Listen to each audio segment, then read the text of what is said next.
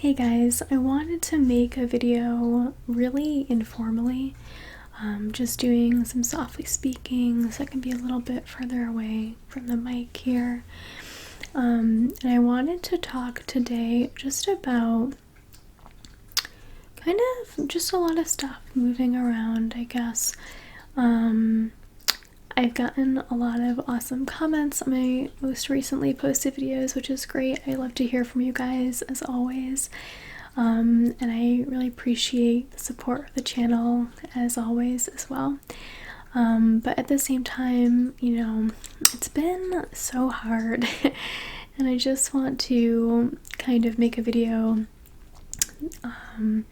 to just, I guess, share a little bit more about my past year or two of like chronic pain experiences and just some more tools I've learned about, and kind of just to talk about things in general, as if I'm just chit-chatting with friends. So if you're down for that, please feel free to watch the video and just welcome. So I don't really have any notes to follow. It's gonna again be super informal, so if you like softly spoken videos, you're in the right place for lots of rambles that are about to happen. I'm probably not even gonna edit this video barely at all. But I wanted to talk about just some things I've recently learned. Oh gosh, we have Osage eating some food over there, which is gonna make some background noise, but oh well. Maybe his crunching will be ASMR for some people. Anyway, so to get into it, the reason why I want to talk about this is because I myself have been experiencing chronic pain and tension and these different sensations in different parts of my body, ranging from my neck, my shoulders. As you know, if you've been a long-time viewer of the channel, in the past I've also had it in my low back, although that's been better for a while, thankfully. Lately it's been in my knees and stuff, so there's just been a lot going on, and I've been really struggling with these feelings of just like things kind of like physically falling apart and just really having a lot of trouble navigating that. But at the same time, a couple of really huge takeaways that I've learned from really excellent resources specializing in chronic pain management and healing have primarily been about how the body responds physically to mental stressors. So for example, to really kind of summarize it and boil it down, basically when you encounter stress or trauma, or past stressors like PTSD and things like that, which I do have, those stressors essentially can show up literally as physical conditions in the body for some people. And based on just some really cursory research I've done like a couple days ago, my understanding is that over 20% of Americans, at least, I don't know about other countries, experience some type of chronic pain. And that's like a really high number. And so I wanted to just make a video to talk about a few things I've learned, in hopes that maybe it can help others out there. So I think in a past video, I've kind of touched upon how things like, heating pads are great for me, at least, in terms of managing pain and tension, and that's true. But also, and especially very, very recently, like honestly over the past just a few weeks, I've really been trying to dig deeper into really the things that are going to actually address the root cause of the pain, which is again that unprocessed stress and trauma. And so things like therapy, first off, is super important for anyone managing or dealing with chronic pain, and I really, really recommend that you be really picky and discerning when it comes to kind of choosing and selecting a therapist to work with. There are ones out there that are very, very well versed in the current research about chronic pain. And I think it's really important to get matched up with someone like that as opposed to just kind of a typical therapist who may be dealing with or who may be specializing in other areas, because the element of understanding the mind-body connection is so critical. Like, as a person who's experiencing physical, pain and tension, kind of that's massively influenced actually from stress and trauma and things like that, I can tell you firsthand, I've worked with a couple of therapists in the past who, seemed like really nice people. I had an overall positive experience with them, but at the same time, I think they just really didn't quite have that skill set yet in terms of understanding the mind-body connection. And as a patient, that's so critical to talk with someone who understands what you're talking about and who can actually help to teach you more about it so that you can understand what's going on better and be able to better navigate that and heal yourself.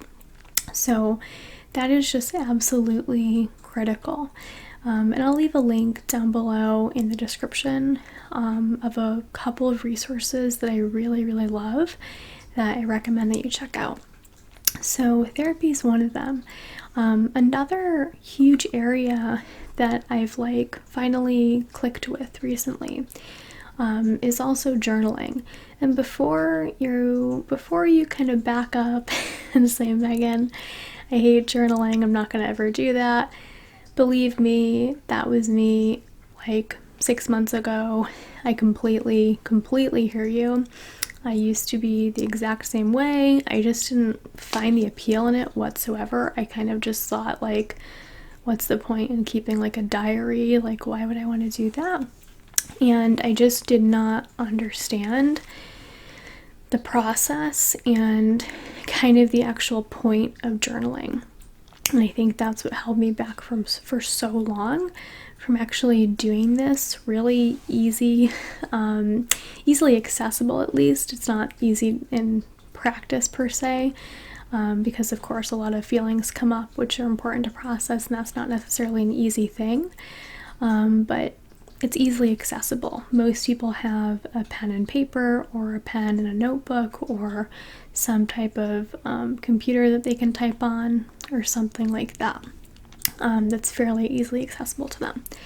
So to get specific here, the method that I've learned and really, really love is called JournalSpeak by Nicole Sachs, LCSW, and she is a chronic pain expert. She does really, really specialize in understanding the mind-body connection, and she is I'm quite certain she's a therapist as well herself, but she no longer does a private practice because she just would have an overwhelming client load. And so instead she does now more group work and education and advocacy and things like that, which I really appreciate because for me that's been extremely helpful. And so JournalSpeak, basically it's kind of like a stream of consciousness thing, where you choose a few topics that are really affecting you in the moment. So open up a document. I like to use Google Docs or something.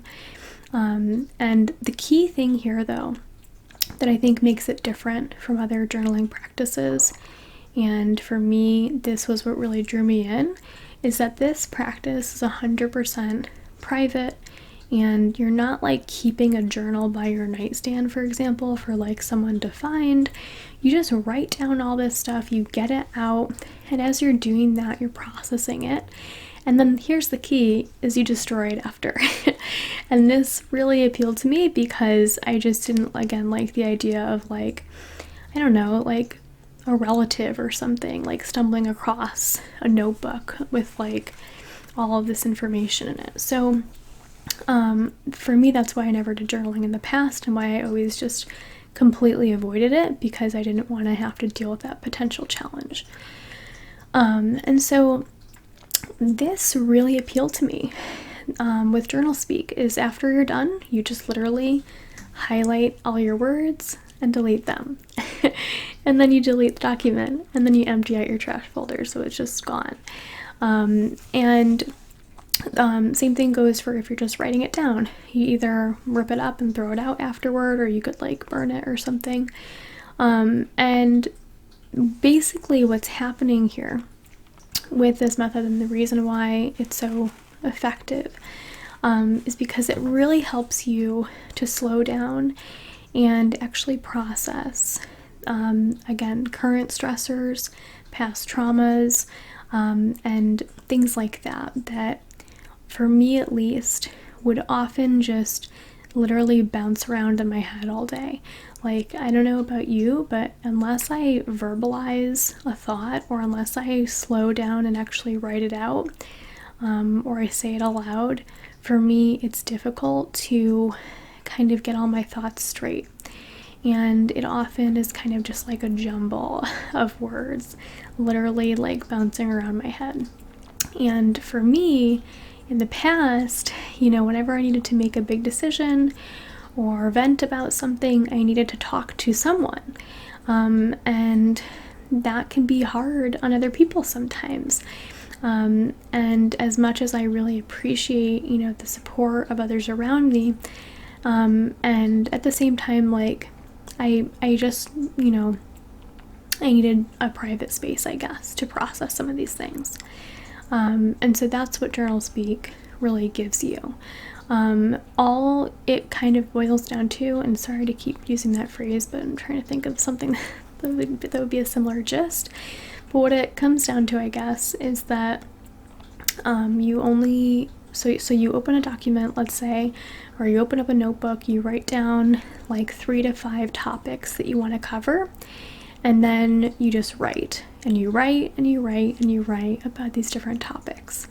And really anything that comes to mind, you just write, and you get it out, and you process it as you write, because again, the act of either typing it out or writing it down or verbalizing it when you're alone somewhere makes it processable, let's say.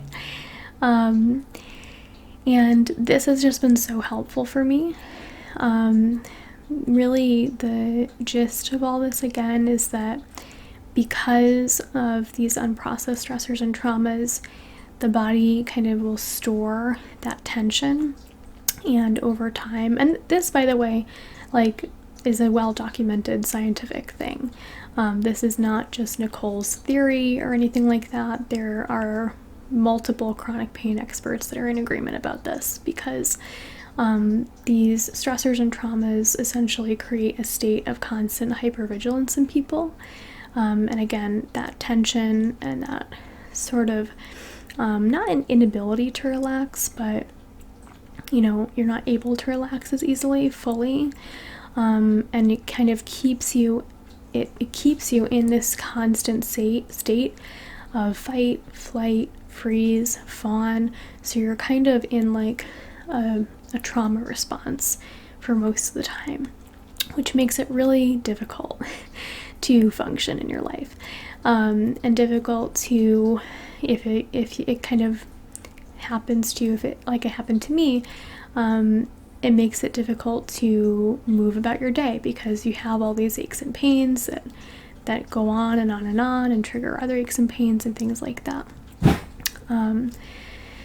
And so by doing this, though, I've found a lot of relief. Again, it's difficult kind of emotionally, but in practice it's kind of easy. I sit down at my laptop, or like if you're someone who's it's called TMS, tension myositis syndrome, I believe, or you can kind of think of it as like the mind-body connection. But if you're someone whose symptoms show up, say as carpal tunnel or back issues where it's difficult to either type or sit down for a while and type, what I did for the first few months actually was out on a walk by myself, just in the woods alone with no one around.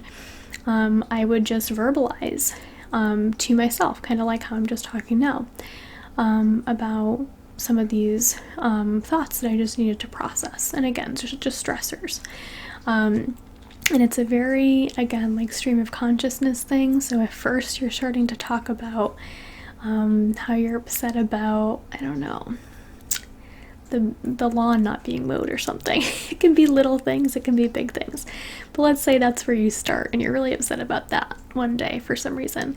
Then it might switch to the dishes not being done, or you're frustrated about how you stubbed your toe, or you're really having these feelings about something that happened with, your parent 10 years ago or something. And it can really go all over the place. But the point is to keep on writing for 20 minutes, and then, or, until you just feel done. So you either verbalize or you write for 20 minutes, and then you follow that up with like at least a 10-minute meditation. And I believe Nicole recommends like a self-compassion meditation specifically. And Nicole has a YouTube channel, by the way. It's called The Cure for Chronic Pain. She explains it so much better than I am right now, so much more succinctly. But for my channel, kind of the whole point is to ramble a little bit for ASMR purposes, so I think it's okay. But I would highly recommend checking out, again, Nicole Sachs, Sachs, LCSW. She's a licensed social worker, and her YouTube channel is called The Cure for Chronic Pain. And she has multiple videos explaining the science behind this and why it works and how it works, as well as the specific methodology for how to do this specific journaling practice. Because again, it's different from other journaling methods. This is not like bullet journaling. This is not just keeping a diary. It's a very private thing. And it's a unique thing because you're talking about such difficult topics in a way that needs to feel safe for you in order to do it. So she explains it, again, way better than I am. So please go check it out. And if you do, or if you've tried this before, I would really just love to hear your experience and your thoughts as well in the comments below. So feel free to do that if you want. So the journaling piece, the therapy piece, those two things have been incredibly important for me over the past, I guess, 6 months or so. And really helpful in changing my mindset about chronic pain. Prior to introducing these strategies and getting really serious about them, I've really, really struggled with my mental health because of all this chronic pain. It's really difficult to keep waking up again and again every day, day after day, and you're still in pain. This is not like, oh, I stubbed my toe, ow, it'll feel better in 2 days though, so I'm fine. This is not like, oh, I have a headache for 3 hours and then I'm fine. It's like a continuous thing that really gets to you over time, and can limit you. Again, I say that it doesn't have to, but it definitely can. And it did for me for a while, and in some ways it still is, but I'm really working on that. So the other area I wanted to talk about today is also breathing and breathing techniques. Again, this is, if you're someone who's thinking to themselves, oh, Megan, like all of this sounds too easy or too silly or something, I promise you, these areas of addressing mental health is actually, in my case at least, and in many other cases with TMS and chronic pain, where you really need to go, because all the physical therapy in the world cannot address these daily systemic stressors that are impacting your life and your tissues and your tension and things like that. So breathing. Again, I'm no expert. I'm no scientist. I'm no therapist. But my understanding is that with trauma can often come the freeze response. And with that freeze response, you can literally hold your breath for a while. And what happens there is you're not breathing regularly. That kind of keeps your body in that state of hypervigilance and fight or flight, and kind of keeps your body in that mode where it's expecting some kind of like big danger.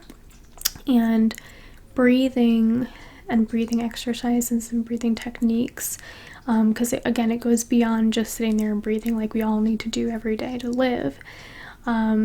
These are specifically developed to release tension over time in the body. So a couple just off the top of my head that I've really been liking lately is box breathing and then 4-7-8 breathing. So to unpack what those are, box breathing is when you inhale for 4 seconds, hold that breath for 4 seconds, exhale for 4 seconds, hold and wait for 4 seconds, and then you inhale again and you start that process over again.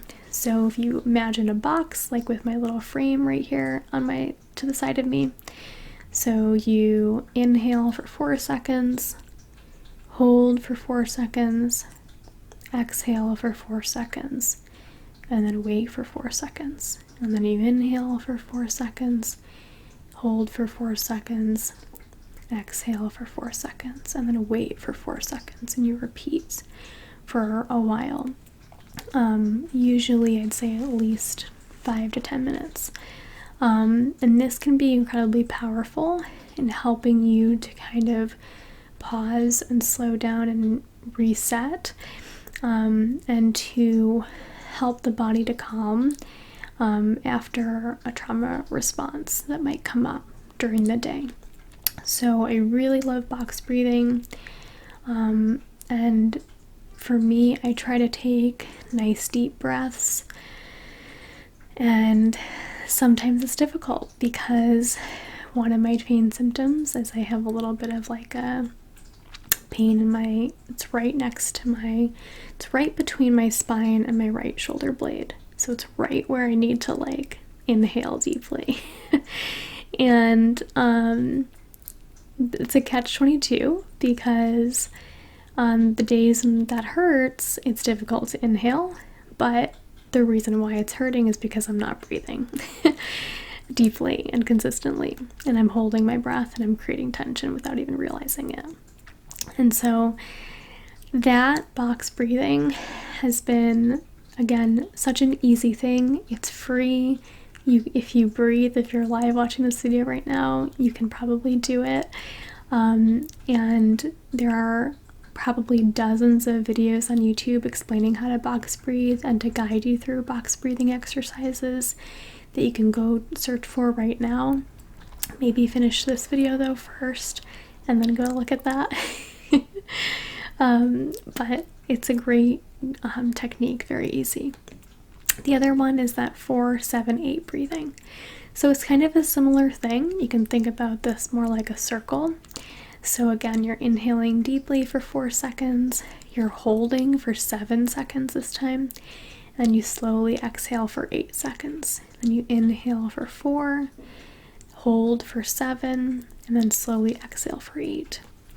And again, this is really powerful when it comes to resetting the nervous system and helping the body to calm and to slowly get out of that fight or flight response that can come up as a response to like common everyday triggers that can arise in response to past traumas. And by the way, trauma does not have to be a big huge thing like a big accident or a car crash or going to war or something like these big things that we think of as trauma, or a big injury or something. That's not always trauma. That is more what we call like capital T trauma, and there's also more like lowercase t traumas, which might be more like having a really intense argument with someone, or you have more of like a smaller injury that can kind of like trip up that fight or flight response and maybe make you feel a bit unsafe in your environment. There's so many little T traumas that can show up, and both the capital T's and the lowercase t traumas are absolutely valid, and they can really impact people, in a huge way, day to day. And so being able to address these and understand how to help yourself out of these trauma responses is so key. So those breathing techniques have been huge and critically important for me. I want to talk about another resource, and I can't believe I'm even waiting this long into the video to cover this because this is a resource that I refer to almost daily, and I certainly think about it daily, if not actually going to the resources to refer to it. But it's constantly on my mind, and I'm so grateful for it. But it's called the CURABLE app, or Curable Health app. And CURABLE is essentially an app, and they also have group programs, and they have a staff of chronic pain experts. And the whole point of the app is to heal from chronic pain or other chronic conditions. So this can include things like migraines, fibromyalgia, pelvic floor issues, a lot of other just physical aches and pains that can happen to people, spine issues and back pain and things like that. So really big things that in some cases can impact people so deeply that they may even be on like disability for years. So these are not, this app is not meant, it's not just for like, oh, this little ache and pain. No, this is really, I think, what a lot of chronic pain sufferers or people with chronic pain really need. And in my opinion, this is like the future of chronic pain treatment. And the reason why I wanted to talk about this in today's video is to just do my little part, talking to the few thousand people who happen to watch my videos, and let them know about this, because people just need to understand how chronic pain works and how it's different from typical aches and pains. And so the CURABLE app, like I said, it's from a staff of chronic pain experts, and they specialize in this. The app really walks you through, it guides you through not only chronic pain education to understand why you are experiencing these symptoms or these syndromes. So it walks you through the education piece, which, by the way, understanding the education about chronic pain has been proven to also help relieve chronic pain. So even just doing the education piece can have impacts. And I'm here to tell you, like, the first day I finally got into CURABLE, because I downloaded it and then I waited a couple days because I was kind of afraid of what was going to be in the app and what I was going to hear, because being in chronic pain, again, you're kind of in that constant state of fear. You're not sure what's going to help and what's going to hurt you. And so I can tell you though, the first day I listened to an education piece about chronic pain, and it was just incredibly informative. And I learned that pain signals, although you feel them certainly in your tissues, of your body, they always come from the brain. And let me repeat that. Pain signals comes from the brain. It's your brain talking to you. It's your brain trying to give you a signal and to alert you to something, and ultimately to keep you safe and protected. And what can happen with chronic pain is, due to, again, past stressors and traumas, we can be triggered into this fight or flight or freeze or fawn response, and create a state of hypervigilance. The nervous system controls those things. It's not something that we have immediate direct control of. Kind of like your heart beating. You can't just like wake up one day and be like, I'm just gonna stop my heart right now. You don't have that conscious control over your nervous system, but you can absolutely influence it and change those responses over time through these practices that I've been talking about, because the brain, again, is sending down those pain signals, and if something is coming from the brain, those are neural pathways that have developed over time, and those are subject to change because the brain is very plastic.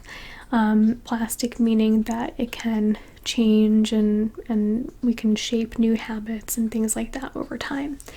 And so basically, with healing from chronic pain, at the end of the day, you're rewiring these well-worn neural pathways that you may have been experiencing again and again daily, sometimes for months, sometimes for years. And so the journey out of that and the road out of that is not going to happen in one day. Although I promise you probably will experience some relief in the first few days of getting into CURABLE, because oh my gosh, I'm about to cry.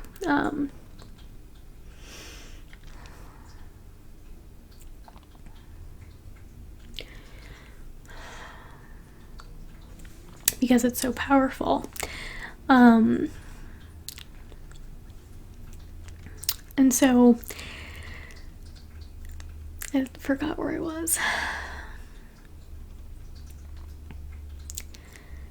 So over time, you can rewire these neural pathways, and I'm crying because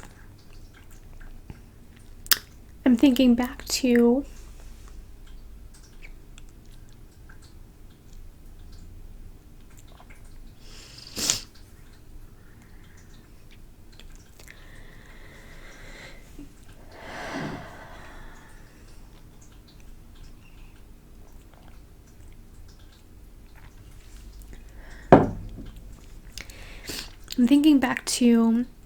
how hopeless I felt. Excuse me.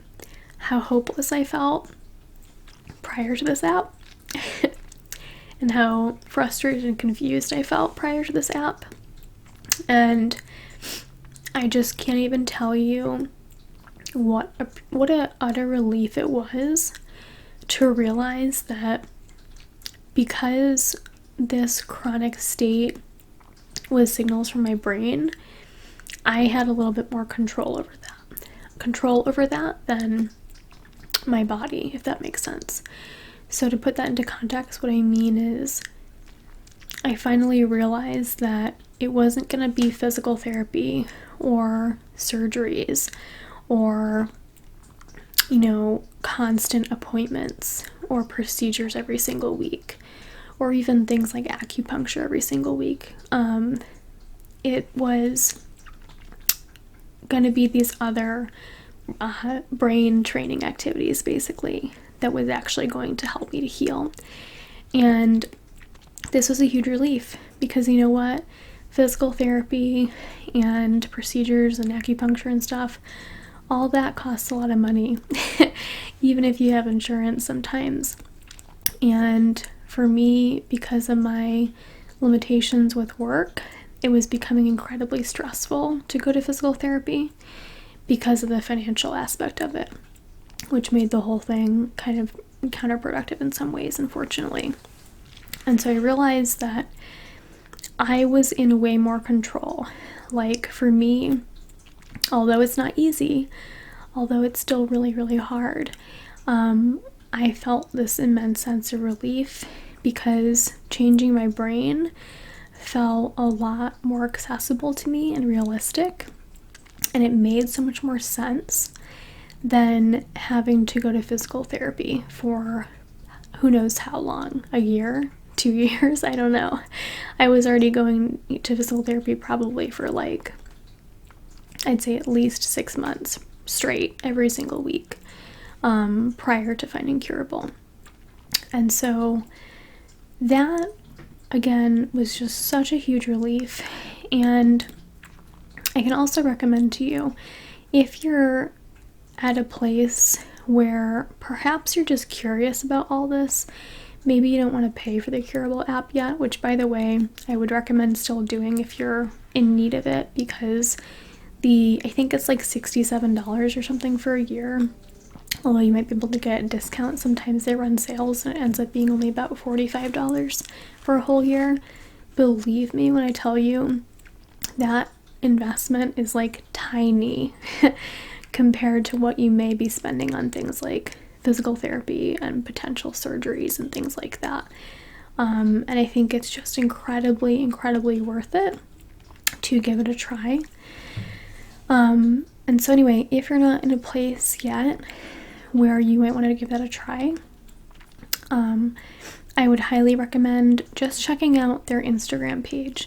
They have hundreds, probably, if not, I'd say hundreds of posts, whether it's posts or reels or, captions or whatever, about this pain education.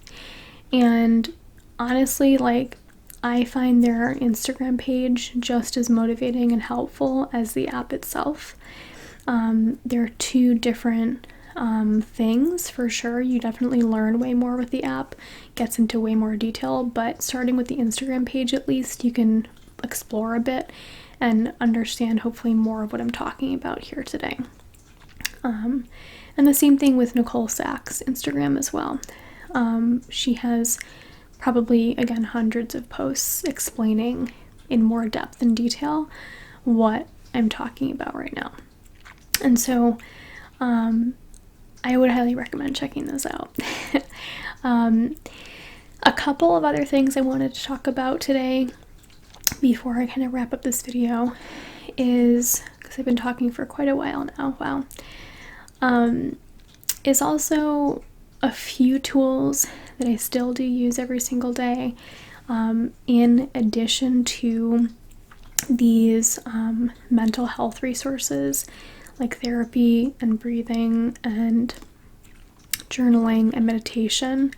And for me, at least, I know I didn't touch upon meditation quite as much today, but for me, meditation kind of goes hand in hand with the breathing exercises.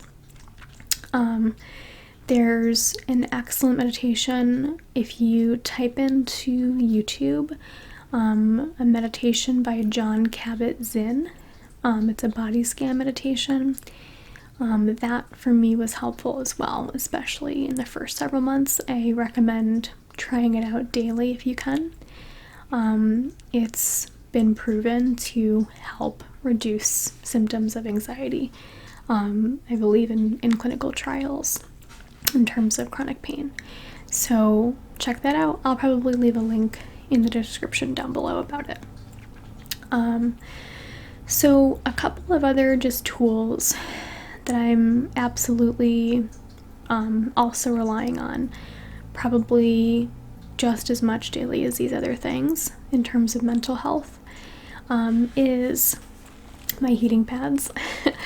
I love these. Again, I'll leave a link in the description probably down below for this specific one. It basically is, it's kind of like a cape, and it goes with a magnet right here around your neck, and it comes up around your neck, goes all the way down your back. I have two of them, one in bed and then this one for working or hanging out on the couch. And for me at least, I find that heat really helps. Sorry, my forehead keeps itching. really helps with de-stressing and releasing tension. And then the other things are also medical cannabis and rock tape, which you've probably seen on my hand this whole time, and maybe you're wondering what this is. So medical cannabis, if you are able to access that, if it's legal medically in your state or in your area, and you've been dealing with chronic pain, and if that's a safe option for you, I would highly, highly, highly encourage you to check that out, because for me, again, it's one of the only things to help me with my anxiety and releasing tension and helping me also to sleep.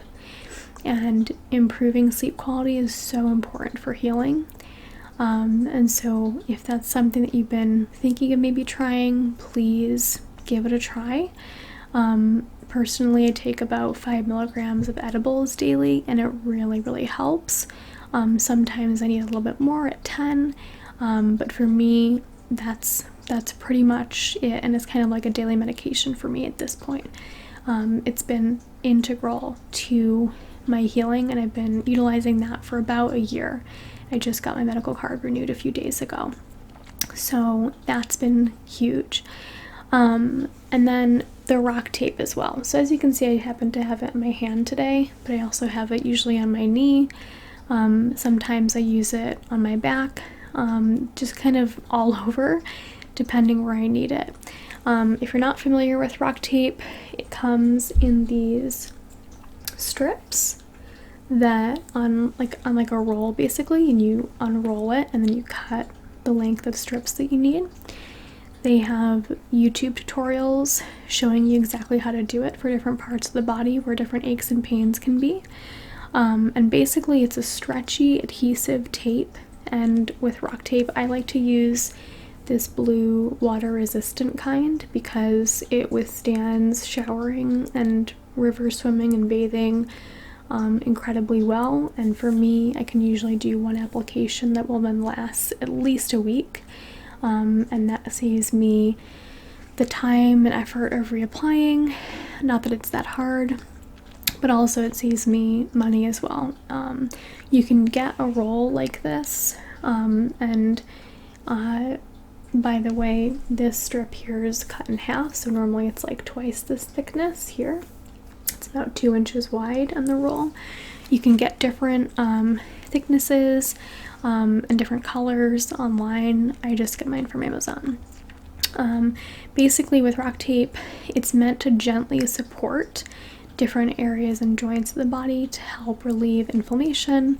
And honestly, for me, just having the gentle like physical stimulation of like feeling the tape when I bend a joint, it helps to provide just this little bit of extra comfort, which really helps relieve pressure and pain from a joint. And certainly with my knee lately, I've been like working on rehabbing it. I don't even want to get into what issues are going on with it, but I've been rehabbing it, and I've been having the rock tape on it for a few weeks now while I'm working on that rehabbing. And it's just been incredibly supportive, and for like $25 I think on Amazon, I just think, again, it's such a simple, non-invasive tool with no side effects. The only side effect would be if you happen to have like an allergic reaction to the adhesive, but they may have like a sensitive skin version, I'm not sure.